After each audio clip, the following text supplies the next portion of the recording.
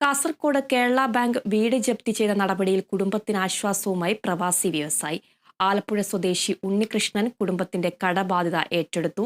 മാധ്യമവാർത്ത ശ്രദ്ധയിൽപ്പെട്ടതിനെ തുടർന്നാണ് സഹായം. ഇന്ന് തന്നെ വീട് തുറന്നു കൊടുക്കുമെന്ന് ബാങ്ക് അധികൃതരും വ്യക്തമാക്കി. വിവരങ്ങളുമായി ജോസഫ് അഗസ്റ്റിൻ ചേരുന്നുണ്ട്. ജോസഫ്, കുടുംബത്തിന് ആശ്വാസ വാർത്തയുമായിട്ടാണ് പ്രവാസി വ്യവസായി എത്തിയിരിക്കുന്നത്. കൂടുതൽ വിവരങ്ങൾ എങ്ങനെയാണ്?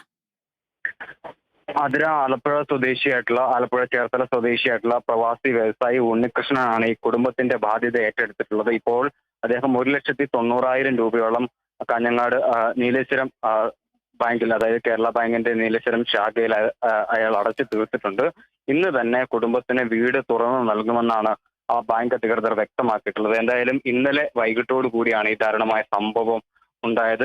ഈ കുടിശ്ശിക അടയ്ക്കാത്തതിന്റെ പേരിൽ വയോധികയും പിഞ്ചു കുഞ്ഞുങ്ങളും അടങ്ങുന്ന കുടുംബത്തെയാണ് കേരള ബാങ്ക് ജപ്തി നടപടിയിലൂടെ പുറത്താക്കിയത്. ഇവർ ആശുപത്രിയിൽ പോയ സമയത്ത് ഇത്തരത്തിൽ വീട്ടിലുണ്ടായിരുന്ന സാധനങ്ങളും അവശ്യ വസ്തുക്കളും പുറത്ത് എറിഞ്ഞ ശേഷം വീട് പൂട്ടി സീൽ ചെയ്യുകയായിരുന്നു.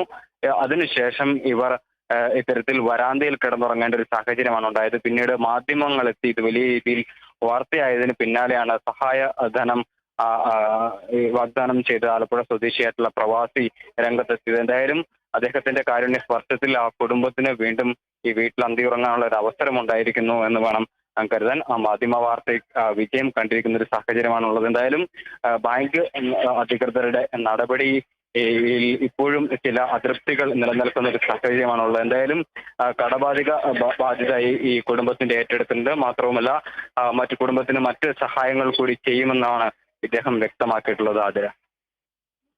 ശരി ജോസഫ്.